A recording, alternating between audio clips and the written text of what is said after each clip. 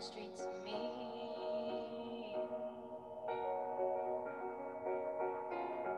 If I can make it here, I can make it anywhere, that's what they say. See my face in lights, on my name, my monkeys found down on Broadway. Even if it ain't all it seems, I got a pocket full of dreams.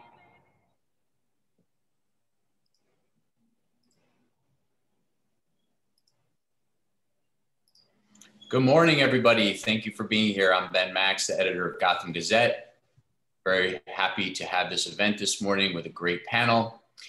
Before we get going with that, I want to thank and welcome Disability Rights New York, which is providing closed captioning and American Sign Language interpretation for this event. You can access closed captions through Zoom's subtitles by selecting the 3 dots at the bottom right of your Zoom window and select Show Subtitles. You can also access the captioning on Stream Text, and we'll drop that link into the chat for you now. Donna Jean, advocate at Disability Rights New York, is providing ASL today. She will be spotlighted for today's program. If you do not see her on your screen but would like to, you can also pin Donna Jean to your Zoom view. Thank you, Donna Jean, for being here. Disability Rights New York helps to make sure that everyone, including people with disabilities, are part of the conversation. Disability Rights New York helps people with disabilities who face barriers because of their disability, including voting.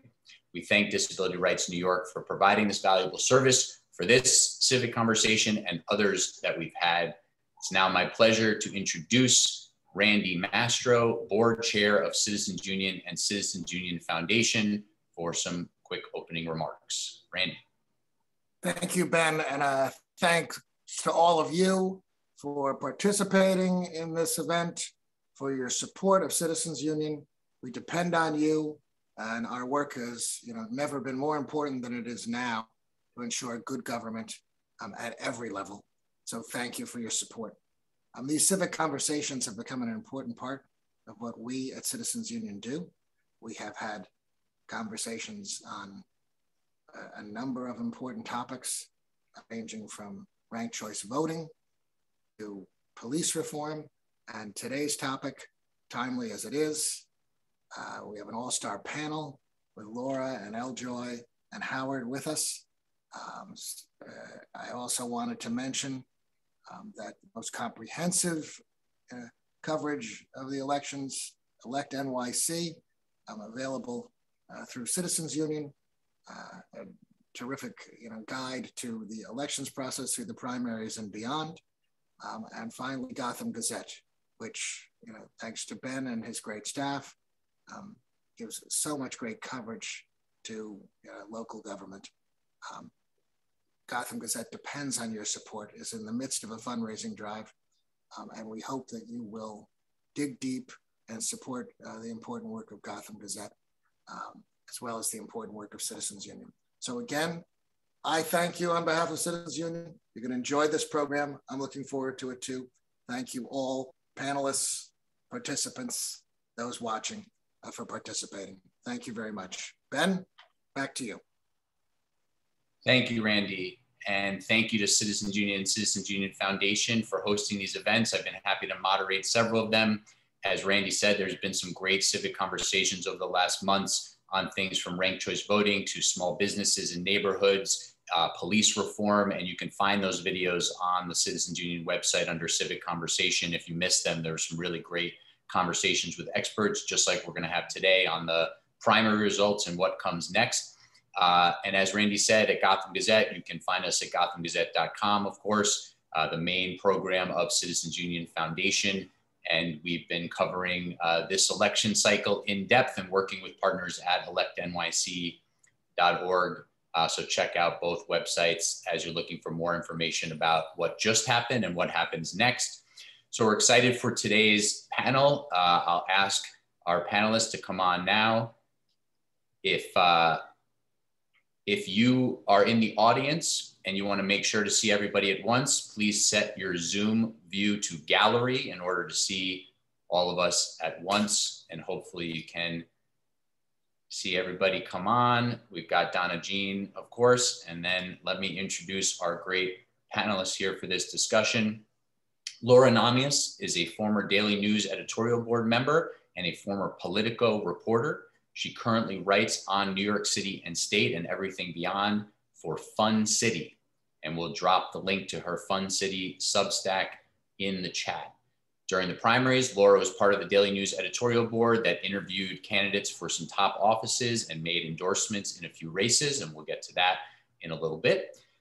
L. Joy Williams is a highly sought after political strategist, public speaker, and social justice activist. During the primary, L. Joy was a senior advisor on Ray McGuire's mayoral campaign, among other work she's been doing that we'll talk with her about. And she's always interesting on New York races and much more beyond. Howard Wolfson is a former deputy mayor for government affairs and communications in the Bloomberg administration and currently the education program lead of Bloomberg Philanthropies. During the primary, Howard interviewed all the top tier Democratic mayoral candidates, as well as the man they were seeking to replace, Bill de Blasio, and published those really interesting interviews at Bloomberg Opinion. And we'll throw a link to those for you to peruse later if you missed any of them, especially, of course, the one with Eric Adams, who won the primary. Laura, L. Joy, Howard, thank you for being here. Thank you. Thanks so much for having me.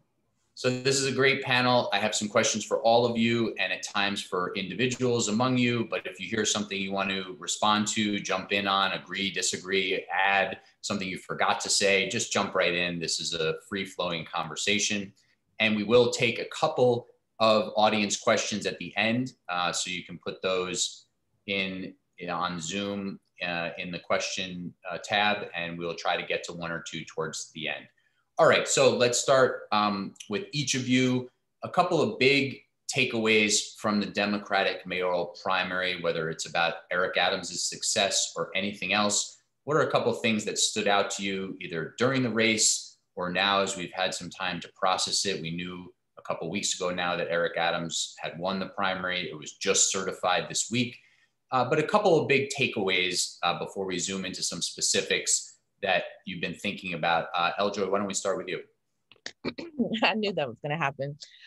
So, my biggest takeaway in it, having watched everybody's, commentary from Twitter from the day of the election going forward, was that, I think it's a combination of things that led us to the results that we have instead of a single thing, right? Everybody asks the question of what's the one thing that had the largest impact or is the result of where we ended up today. And there are a lot of different competing things that created the environment that we had for this primary. Obviously, ranked choice voting has had a significant impact. That had an impact on how many candidates were in the race, had an impact on who decided not to run, things of that nature. The primary being in June also contributed to that factor.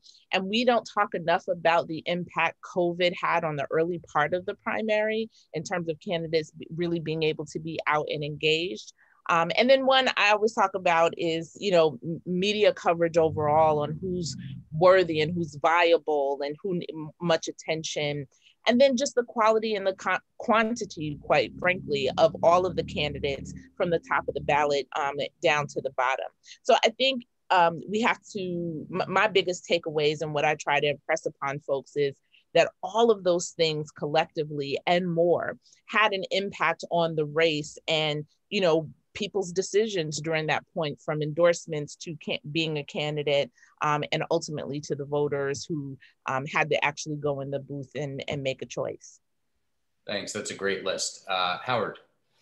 I agree with everything that L. Joy just said. I guess I would add specifically about Eric Adams and his victory, how well his message and his biography and his set of experiences sort of met the moment that the city was in.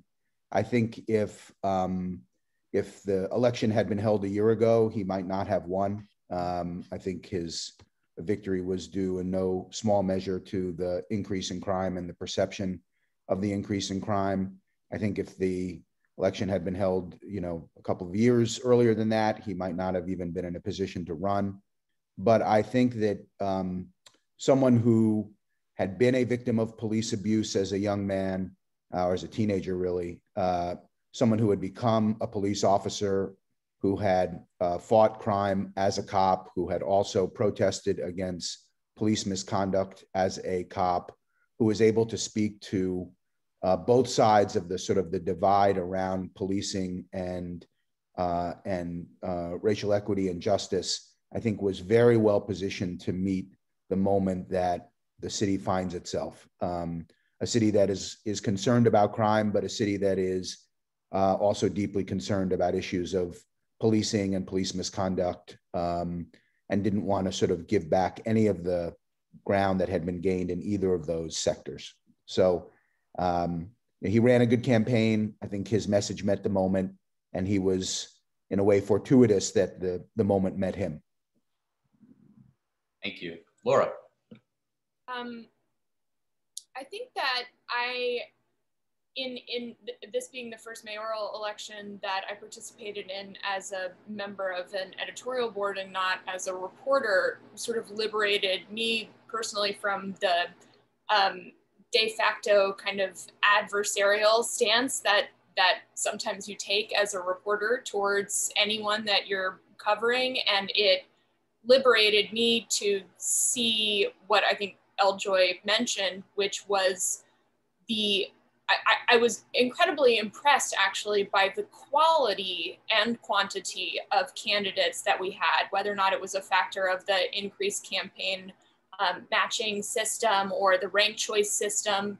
In some of the council races that were very lightly covered, and in the mayor's race, actually, I felt that there were so many high quality candidates with interesting life stories, and actually it didn't get a ton of coverage everywhere, although Gotham Gazette did a great job, had really substantive policies and plans for what to do to bring the city back and help the economy after COVID. And I was impressed. There were like 450, 500 candidates running, and some of the council race candidates are really dynamic, young individuals, diverse, wonderful life stories. And it made me feel pretty optimistic. Maybe that's me being a little naive and Pollyanna-ish, but I was impressed by that. And then I think another takeaway was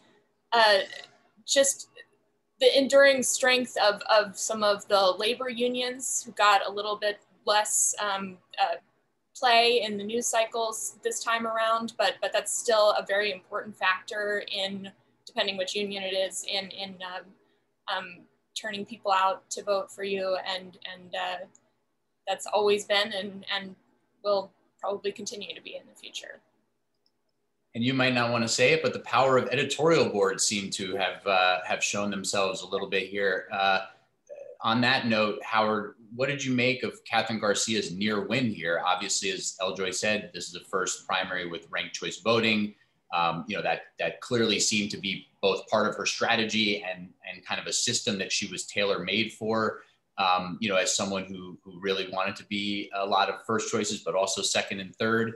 And she got, those really big boosts from the Times and the Daily News and other endorsers. What'd you make of her strength in this race? Well, I think you're exactly right about the strength of newspapers. There were a lot of eulogies written for the papers and their impact on New York City politics. And the fact is that the New York Times endorsement of Catherine Garcia and the Post endorsement of Eric Adams and their sort of support of him, I think, were very meaningful in the context of the result. But specifically with regard to Garcia, I think that to the extent that I can divorce myself from my total self-interest here and say that there is something of a Bloomberg coalition that still exists in the city, she kind of captured that Bloomberg coalition, the sort of college-educated, medium income and above, mostly white, Manhattan, and parts of Brooklyn. And that is also, by happenstance, the coalition of voters that probably is most impacted by the New York Times editorial page.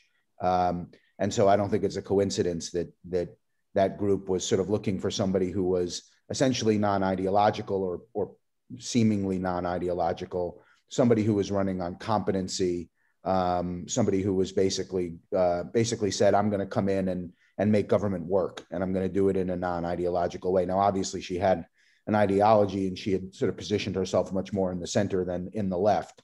But there's no question that she was propelled by the New York Times editorial page endorsement.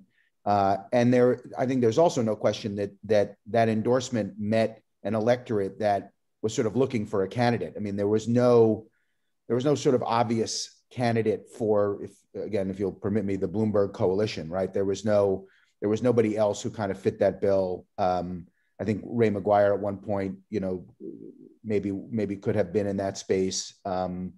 Scott Stringer maybe could have been in that space. For lots of reasons they weren't. And so there was a vacuum. People were looking around for a candidate, and then she filled the bill. And then, as you said, in the context of ranked choice, she ran with very, very, very few exceptions, ran a totally positive campaign. And so anyone who was sort of looking around for a second or third choice, she hadn't offended anyone. She was basically running, as I said, on kind of basic competency in government. And I think that positioned her well in a ranked choice environment to pick up a lot of second and third choice votes from people who had not put her first. In the end, I think the fact that she really had no support in communities of color, or no significant support in communities of color, prevented her from being mayor. You cannot be mayor of the city without support in those communities. But given where she started, given the fact that nobody essentially knew who she was, she certainly made an enormous amount of progress based on, I think, the strength of her own campaign and the support that she was able to get specifically from the Times. Thank you. Yeah, we at Gotham Gazette last week published a big sort of look at how Eric Adams brought his victory home, and just for today, we just published a pretty lengthy look at how Garcia exceeded all expectations and came up just short, and pointed to several of the things you just mentioned. So folks can give that a long read when they get a chance, or both of those. Eljoy, when you were looking as a strategist at the messaging sort of across this campaign, whether it was Eric Adams's messaging or any other messaging, what were some things that stood out to you that either really worked, didn't work? What pieces, as the electorate was really tuning in, the locked in group of folks that were paying attention early, and then the bigger group of the electorate that tuned in late? What were some things that stood out to you in terms of campaign messaging that you heard throughout this primary? Well, for me, from the messaging standpoint, it's always important also in terms it signaling who a campaign is actually talking to. And for me, part of the reason why I think Eric's campaign did well is, one, they knew very specifically who they were talking to and what messaging and what conversations those voters wanted to have and also wanted to hear, and at what time.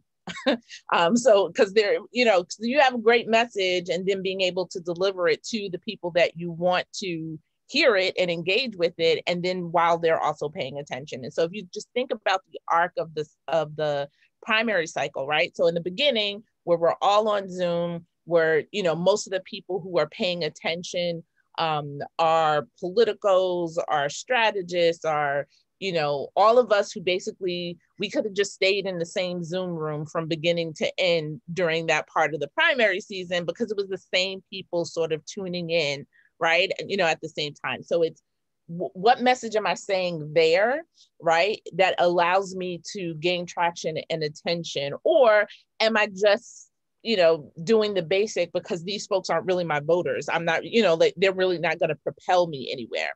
And it makes me think back to that point of Eric's participation, sometimes not participating in things because he had who he wanted to talk to and who the voters were going to be that would lead him to the victory that they were seeking, right? And then fast forward, when we're off of Zoom, we're finally in the streets, right? And again, the campaign knew very clearly who they were talking to. I think another piece I wanted to uplift just in that conversation, because Howard mentioned, it's very difficult in this city from a citywide perspective to win something citywide without having any base of people of color. And it's always very apparent to me during citywide races like this, that very few people know Black voters and the diversity of Black voters in this city. And it's very apparent in terms of how people talk about Black voters, whether it's monolithic, right? And saying how we all, vote together and have the sort of same desires and the same things that propel us to the polls. And then just also as we talk about what issues matter and how they matter, right? So to be able to talk about Black voters of a certain age who are homeowners, who care about their taxes, property taxes, care about the safety in this city, care about all of those things, while also making sure that they're not electing someone who's going to let the NYPD run roughshod all through their communities, right? That's also very different than younger, Black voters and younger voters of color in this city who want all of that. And you see from a progressive lens, and then you have people like me, Generation X, who are in the middle, right? So there are all of those different things. And I think Eric's campaign and the people on his campaign knew that very well. And you see some of his comments, his cheeky comments about, his race is not run on Twitter or things like that. But those are, jokes and things, but really at the heart of it is that he had people on his team that know who those voters are, in addition to white working class voters in this city and ethnic white voters who he also has a reputation and a history with in this city. Laura, anything you heard that you want to respond to, go ahead. But my question this time around for you is going to be focused on Maya Wiley's campaign, taking the top three finishers here in Eric Adams, Catherine Garcia, and Maya Wiley. Maya Wiley got more first-ranked votes than Catherine Garcia. Garcia leapfrogged Wiley in the ranked choice, but not by a big margin. I always felt that Maya Wiley had among the sort of biggest ceilings in the race, but a lot would have to sort of break right for her, including probably the New York Times endorsement, which did not go to her. But anything you heard that you want to respond to, go ahead, ignore my question if you want. But also on Maya Wiley, any sense from you as to why she kind of didn't quite get over that hump? Yeah. I wanted to point, I made a note of it at the time. I think to your earlier point about the power of newspapers and newspaper endorsements, I noted Catherine Garcia got the Times endorsement on May 10th and the Daily News endorsement on May 15th. And I looked at one point on May 17th at her filings and how much money she had raised. She'd raised $1.2 million at that point. And a third of it had come in just the single week between when she got the Times endorsement. Some $400,000 came starting from the Times endorsement in that 7-day period, and $200,000 of it, half of that third, came in the 2 days after she got the Daily News endorsement too. So the Times endorsement, but the Times endorsement early allowed her, I think, to fundraise in a way that made her extremely competitive at a time when she was polling, 1 or 2%. I think that, and people write the obituary of the newspapers all the time, and it definitely still has a place in a Democratic primary in New York City. And that created a narrative of momentum that then she really capitalized on and took off. It was the value of those on their own, and then the momentum narrative. She got a series of profiles in other publications, including the New Yorker, and so on and so on. But go ahead. Just to say on that, there was a conversation happening at that point before the endorsements among a lot of people about how impressive she was as a candidate, but how no one wanted to support her because she couldn't win, because she didn't have anyone's support publicly and she hadn't raised enough money and she wasn't polling high enough. It's sort of like a snake eating its own tail thing. And she definitely, if you have support, then you have support. Someone just needs to be the first domino to fall. But Maya Wiley, I think her campaign was a victim of some circumstances that were within her control and some not within her control. I mean, I think the way that the WFP did its endorsement, which was nominally a ranked choice endorsement, but it was first, what was it, first Stringer, and then was Morales second? Morales was their second, yeah. Morales second, and then Wiley. And then when Stringer was accused of sexual harassment, Stringer got taken out and they did a co-endorsement of Morales and Wiley. And then very late in the game, when Morales's campaign seemed to implode, they decided, okay, Wiley. That sort of, I think, diluted the power of that endorsement pretty significantly, to the extent that it had power. I mean, but the coalescing around Maya after, you know, Scott and then Diane, that coalescing behind Maya the last, what was that, 2 weeks leading into the election, where you started to have, you know, the progressive left organizations and individuals, sort of folks calling around, and then you see that very publicly, people trying to coalesce behind a candidate. I would argue is a little late to kind of get, you know, that message, but at least it provided sort of some momentum, you know, and I mean, we also need to take into account, sort of, as I mentioned at the top, the primary being in June. How different would any of this have been primary in September? Right. I mean, I think maybe if it had been a primary in September, there would have been time for maybe Morales and Stringer to drop out of the race and throw their weight behind Wiley, or any combination of the three. I think that they, like, if you contrast Wiley's performance, for example, to Brad Landers, who was, I think, arguably the most progressive candidate in the controller's race, he won. He didn't have another progressive splitting the vote, although, you know, I think Brian Benjamin is pretty progressive, but he didn't really run that way.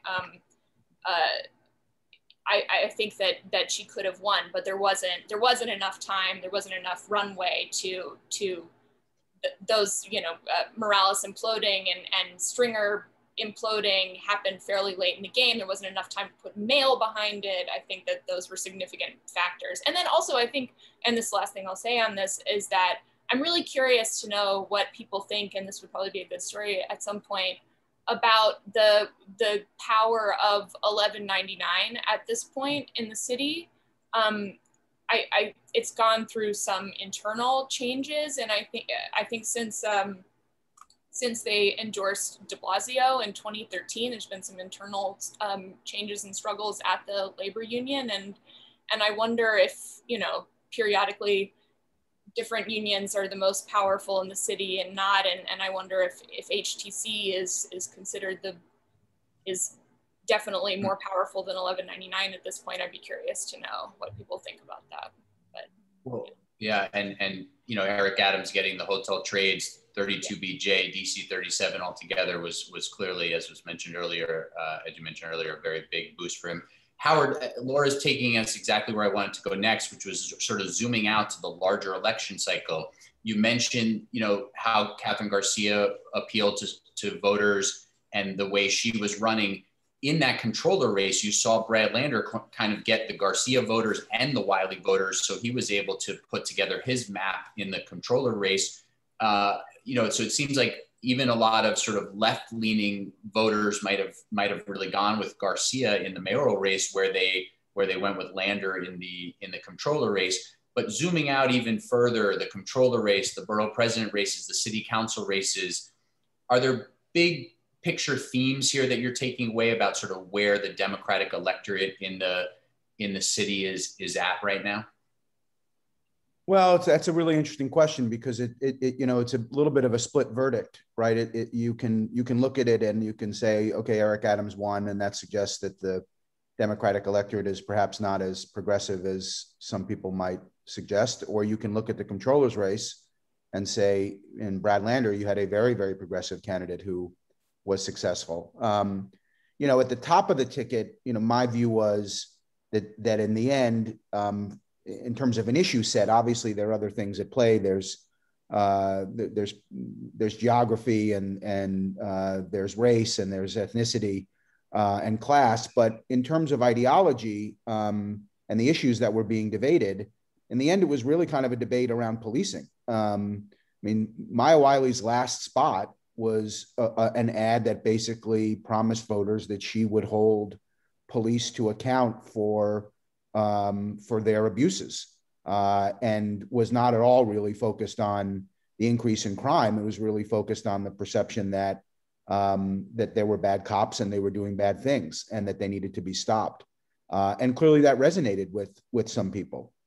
There was a contrast. I mean, Eric Adams talked about the fact that we, need to have more police in the subways, that we need to bring back, the gun unit.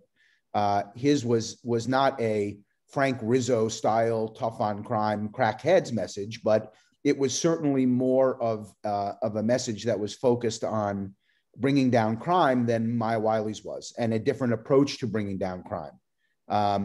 And at least in the context of the mayor's race, my view was, voter preference in the end matters. And there was a preference for Eric Adams' view of that issue than there was for Maya Wiley's.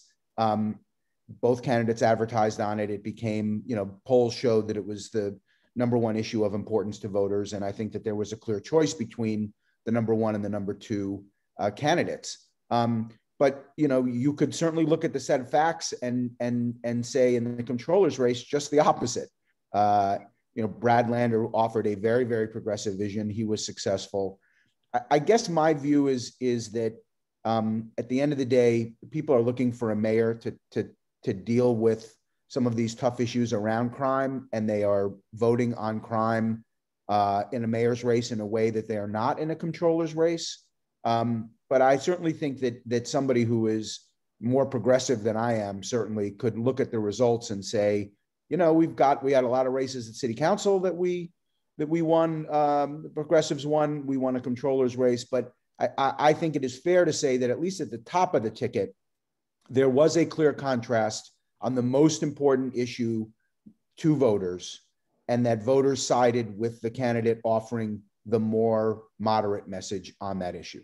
Well, listen, 3 of the top 4 finishers had about that same message, right? I mean, when you look at Garcia and Yang as well, and unfortunately, we don't even have time during this panel to really talk about Andrew Yang's impact on the race and his cannonballing in and then fading away. Although anybody who wants to throw in a thought on that, please do, because that's obviously was one of the dominant storylines for a while, and then he wound up, almost an afterthought in the end. Although obviously the alliance with Garcia towards the end, played an interesting role, though we don't know how full of an impact it had on the results. Eljoy, when we talk about newspaper endorsements, when we talk about union endorsements, what in your assessment sort of seem to matter in terms of affecting voters' behavior in this race? What are some of the other either individual actors or group actors or events or themes that, you think really mattered here as we try to assess what happened and why, both in the mayoral race and then controller race, borough presidents, city council? Obviously, Jumaane Williams was, being quite easily given the nomination again in the public advocate race. But across the election cycle here, what else are you thinking about in terms of what really matters and what really moves voters? I've actually been talking about this a lot in terms of, one, endorsements and what they mean, because they mean different things to different entities. Endorsements mean something to you guys who write about it, right? Because you equate that with some validity of a person's campaign or their organizing piece. Endorsements for me as a strategist on a campaign means, like, what am I getting out of it? What is my candidate getting out of it, right? And so if you're talking about, as Laura mentioned, for some of the unions, I still, view, not that I suggest that, Laura, that you were talking about 1199's influence waning, but if you know where those members are, they matter significantly. Their endorsements matter significantly just in them doing communication to their members, right? So if I'm running a race or the areas in, central Brooklyn matter most to me in terms of my candidate's race, then getting DC 37, 1199, hotel trace, that matters significantly. So whether or not they do anything but talk to their members is going to matter significantly to the candidates that are relying on those areas or their votes from that perspective. I think the other thing, as we talked about the paper endorsements, as someone who supports local press very actively, I don't think we give enough attention to very small local, hyper local papers and ethnic papers in the city, and how the conversations that are happening on those in those trades impacts conversations. You can look at that as it pertains to some of the city council races, as well as broad conversations about who those particular smaller communities want to see and what issues are relevant to people in those small micro communities. I know we like to think of New York City holistically, this big city, but we are small neighborhoods make up the city of New York. And you can go from, 10 blocks difference, and there'll be a number of different smaller issues that matter to people. And so that really has influence. So I would say, media certainly has an impact in varying degrees, from the New York Times down to Haitian Times. And then the unions, organizations. But, one thing, and I say this even as a Democratic strategist and someone, who came up in my career being part of Democratic clubs and working, is it's really interesting on how these clubs and these sort of political local operations are changing, and some for the better, some who are not, and what impact they also have in races, getting those Democratic club endorsements and what that means for candidates and for the voters they in the areas they are saying that they represent. Definitely COVID had an impact on the ability for some of these Democratic clubs to really organize, which they use local elections to organize base of voters and to support candidates. So it's been interesting to see how that has changed over time. And that's actually directly connected to some of the fights that we're seeing with county organizations and the progressive left as well. All right, we're in our last 10 minutes here. Thank you again to these great panelists for a great discussion so far. I'm going to work in a couple audience questions in a minute. I'll also add to that list, by the way, money. I mean, money probably still matters. Eric Adams had by far the most spending of the top three finishers, but it doesn't mean everything, of course, because we saw spending all over the map among the top 8 candidates, and the results didn't easily map onto the spending. Howard, can Curtis Lewa make this a competitive general election at all? Is there anything you're watching for here? 4+ months still to go. Anything could happen, a scandal, a huge mistake by Eric Adams, something like that. But what do you make of the general election landscape? The short answer to your question is no.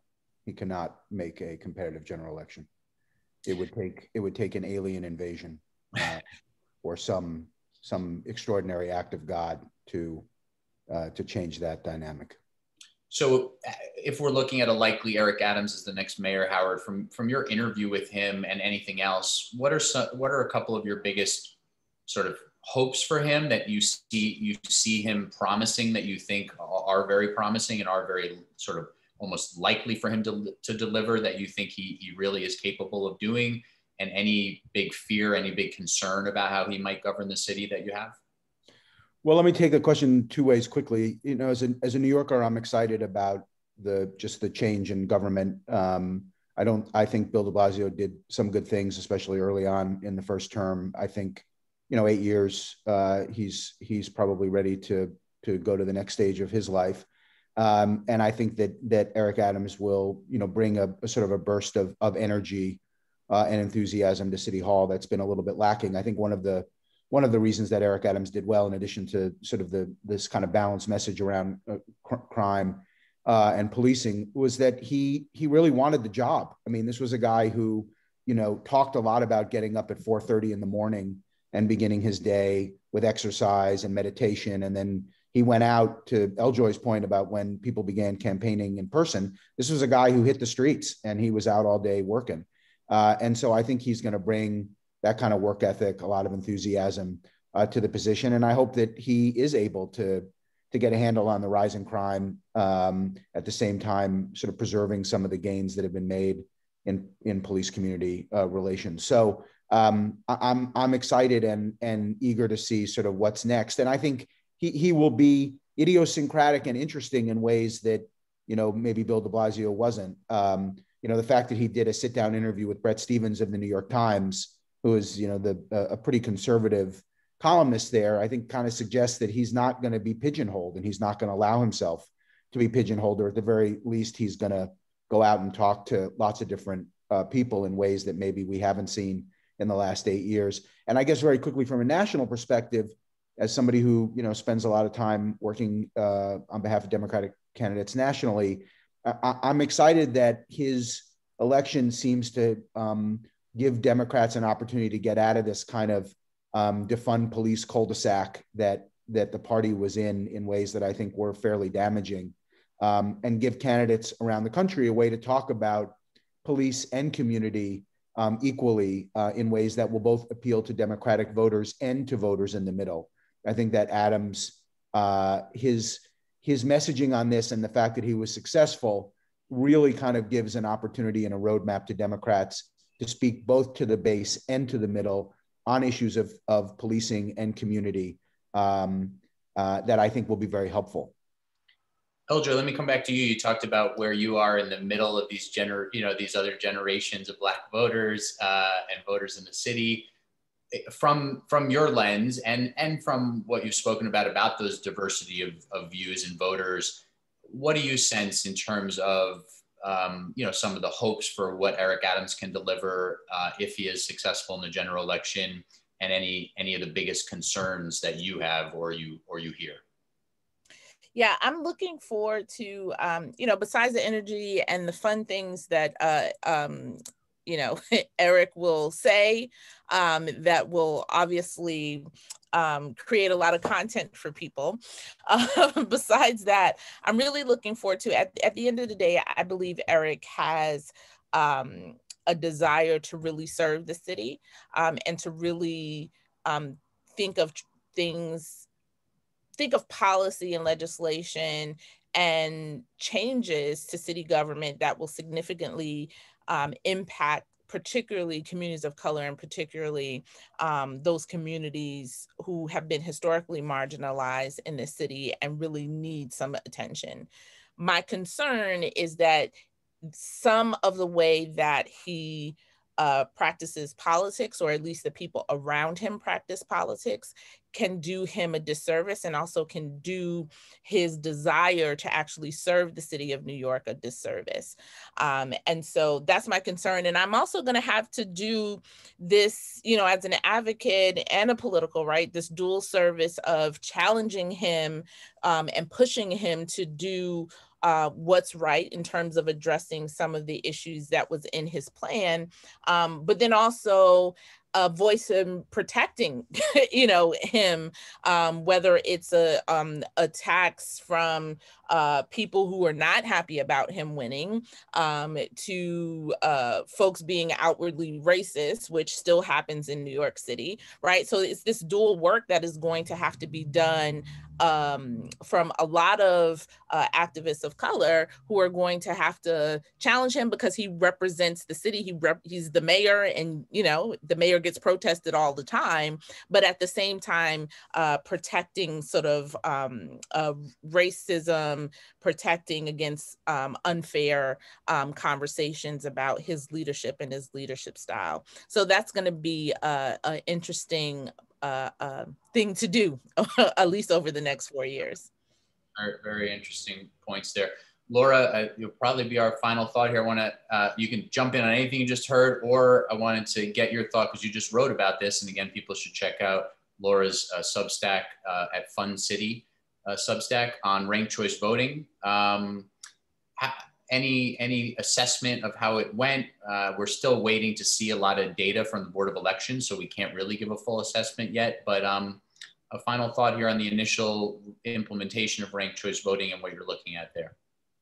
Yeah, I think just first to say my hopes for the Adams administration, I think in conversations with him, he, and for many decades now, he is extremely fluent in police department practice and policy, and has been talking for a very long time about the value of representation, not just in the rank and file at the police department, which I think the past few mayors have touted the increase in diversity in the department, but it's mostly at the bottom levels. I think that he is someone, I have hopes that he can address some of what is broken at the police department, which a variety of commentators and official actors, including the IG's office or the Department of Investigation, have said is a cultural problem that is sort of embedded within the police department. I have hopes that his fluency and his familiarity with the department can allow him to pinpoint problems and fix them and do a better job of that than I think de Blasio did, who seemed like he outsourced a lot of the work because he wasn't as familiar with how things worked before he came in. And then how ranked choice voting. There's a police siren outside my window. I don't know if everybody can hear that, but anyway, go ahead. Ranked choice voting, I'm really interested to see the ballot, what other data we're going to have, and we'll have a wealth of data and we can pick it apart of seeing how voters who ranked Adams first, how their ballots looked, and seeing that for each of the candidates. I don't think it's going to break down along ideological lines at all. And but what I do think is really interesting is the way, and this is sort of what I was getting at in this latest post for the Substack, and there's a lot more that I need to do and others will do too, in terms of researching what happened here. But this is a city where you can't, to the extent that you're making appeals to voters who are going to vote along racial or ethnic lines, you can't win citywide office with just one of any group at this point. You need to pull in voters either white and black, or white and Asian, or black and Latino, and or black and Hispanic, or any combination of the above. And you can't just appeal to one racial or ethnic group. And looking at what Garcia was almost able to do, pulling in some Yang voters, and what Eric Adams was successfully able to do, pulling in some voters from northern Manhattan and the Bronx who, were likely from heavily Hispanic census districts and election districts, is going to be really interesting. And the math on that is changing all the time because the composition of the city is changing all the time. And there's always a formula for winning, and that formula is changing. And I think it has changed in this election. I'm very interested to see the analysis that comes out in the next couple of weeks and months. Yeah, it's going to be very interesting to see many things about the ranked choice cast vote, including what we have no idea how it broke, the second choice voters for Catherine Garcia and Eric Adams, because the final two voters, you never get to see them in the initial way things shift. You never get to see them eliminated and where some of their votes go. So that'll be very interesting. We have to leave it there. We could keep going here for hours, but really thank you, all three of you, our great panelists, Laura Namias, Eljoy Williams, and Howard Wolfson. Really appreciate the time and the thoughtful discussion. Thank you to Donna Jean and Disability Rights New York. Thank you, of course, to Citizens Union and Citizens Union Foundation for hosting the event, and to Citizens Union Foundation for publishing Gotham Gazette. Please do support us at gothamgazette.com. There's a whole lot of links in the chat that you can quickly click on now before we end this. But the video of this event will be posted at Citizens Union and at Gotham Gazette. Thank you to all of you who joined us this morning and tuned in. And thank you again to our great panelists. Really appreciate the discussion. Thank you. All right, thanks everybody. Have a good day.